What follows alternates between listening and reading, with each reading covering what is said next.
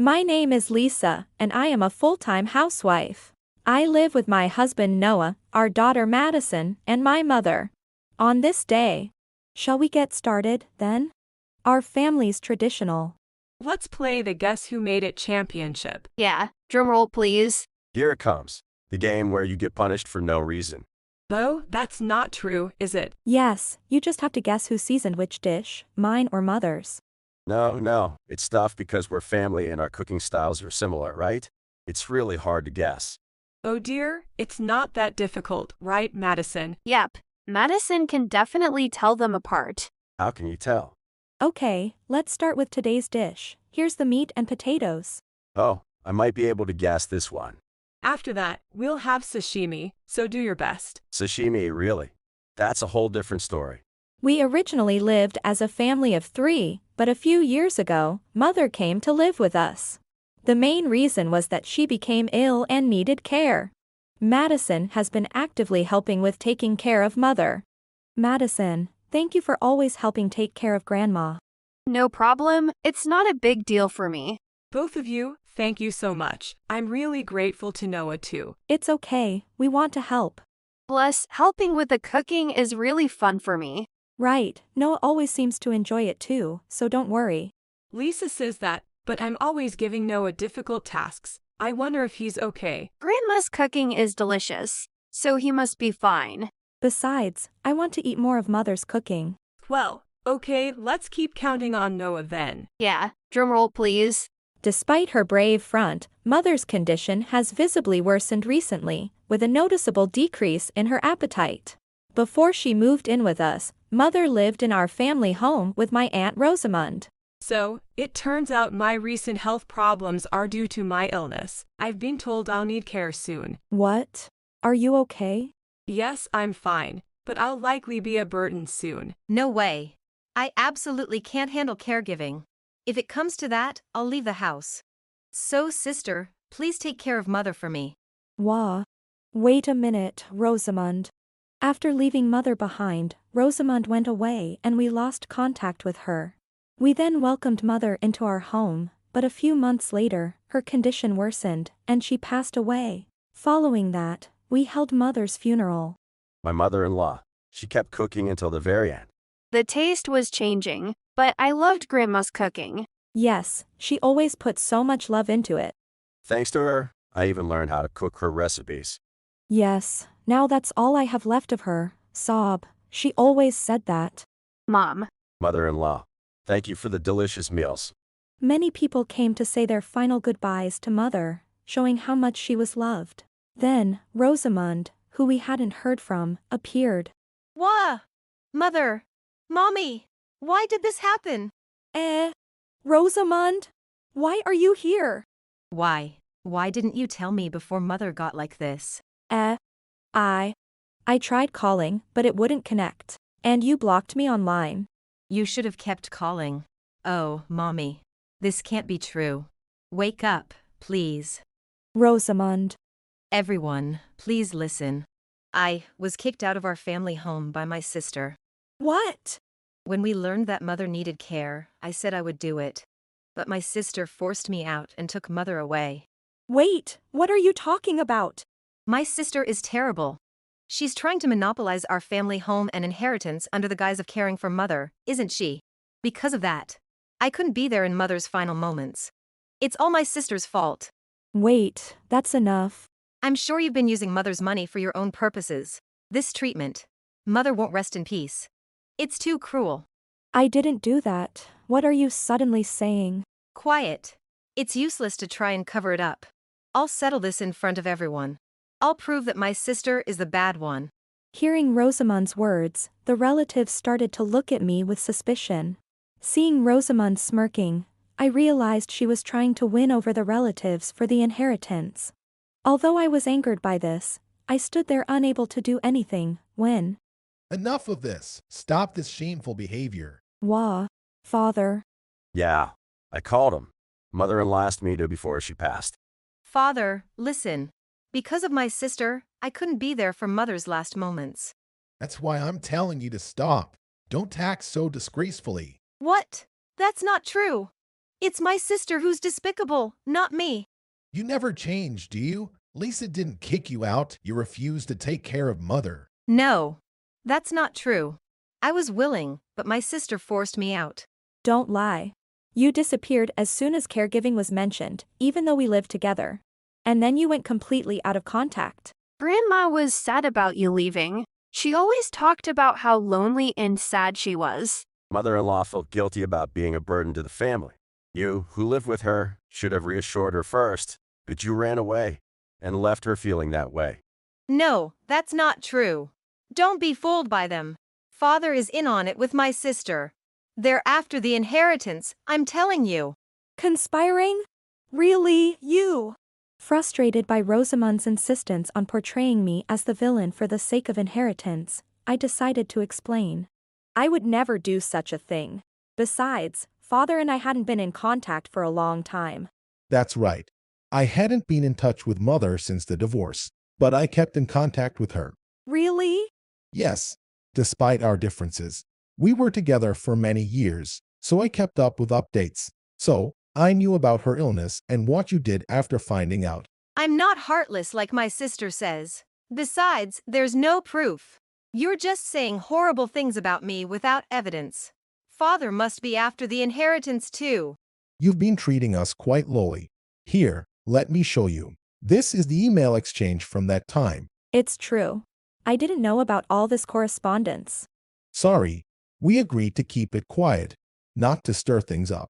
And we talked on the phone too. Here, there's even a recording. Rosamund, still think there's no evidence? That's fake. Just some random email exchanges. And the recording could be synthesized or done by an impersonator. It's all fabricated. Don't be absurd. Are you saying you can't recognize mother's voice? This is undoubtedly her voice. I can confirm, this is definitely Mother's voice. Yeah, it's Grandma's voice from when she was healthy. It reminds me of mother-in-law when she was well. After Father presented the email and recording data, Rosamund found herself under the stern gaze of all the relatives. Then, Rosamund suddenly changed her attitude. Who would have thought Father was in contact with Mother? Have you decided to admit it? Yes. Everyone, what they're saying is true. I ran away from taking care of Mother. The one after the inheritance was actually me. Haha, and yet everyone believed me. Honestly, it was quite amusing. Such brazenness. Oh, because they believed my sudden story without thinking for themselves? Jumping at the obvious villain without any thought, and then howling like pigs when betrayed? I don't dislike such stupidity, you know? Always acting and manipulating others for your benefit. You really hadn't changed at all, have you? Did you really think mother would leave her inheritance to someone like you? Oh, that doesn't matter, does it? My personality or not taking care of her doesn't matter. I still have a right to a portion of the inheritance. Yes, that's true. But you're mistaken about one thing. Mother didn't have any inheritance left. What? That can't be true. I saw the bank book before I left home. There must be money. The medical and hospital bills, caregiving expenses, they cost more than you think. The savings are long gone, and the family home is even scheduled for demolition. The medical insurance was already exhausted, and the caregiving insurance only came in at the end. Even with Father's help, the money wasn't enough. No. That's a lie, right? Wait. Father, you were helping too? I had no idea. I was told not to say anything because Lisa would worry. Sorry for keeping quiet. Mother probably didn't want to burden Lisa any further. I should have spoken up sooner. My apologies. No, it's okay, so Mother did all that for me. As I was moved by Mother's kindness, Rosamund, learning there was no inheritance, became angry. Wait a minute. Sorry to interrupt your touching moment, but this is a problem for me. Without the inheritance, I can't survive. Why does Auntie need Grandma's money to survive? I was planning to use it as the startup capital for my shop. I've already signed the contract, and the payment deadline is almost here. You've already signed a contract? Why would you do something so hasty? That's what happens when you count on an inheritance. You brought this on yourself. It was natural to include the expected large sum in my calculations, wasn't it? I was going to use this shop as a stepping stone to develop a nationwide chain. It was supposed to be the start. What do you mean self-inflicted? Andy, you shouldn't spend money like you have it when you don't, right? You should have realized that the amount in the bank account was you know, changed, still missing the important details. No, not unchanged, you have a grown up. Don't joke with me. Treating me like I'm incompetent. I have the power to dominate this country. I'm a chosen person. Saying that but always too proud, never really achieving anything significant. Selfish, looking down on others, always good with words, and dumping unpleasant tasks on me. You've never really done anything yourself. Shut up. That's just being good at utilizing people. I didn't want to waste my youth.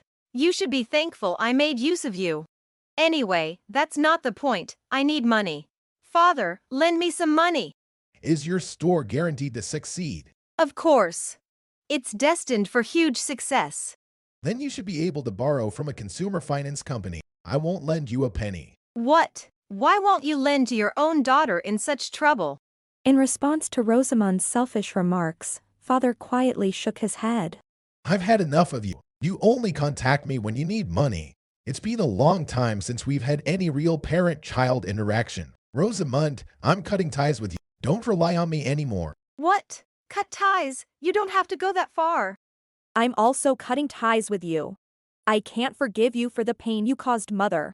It goes without saying, but I'm cutting ties too.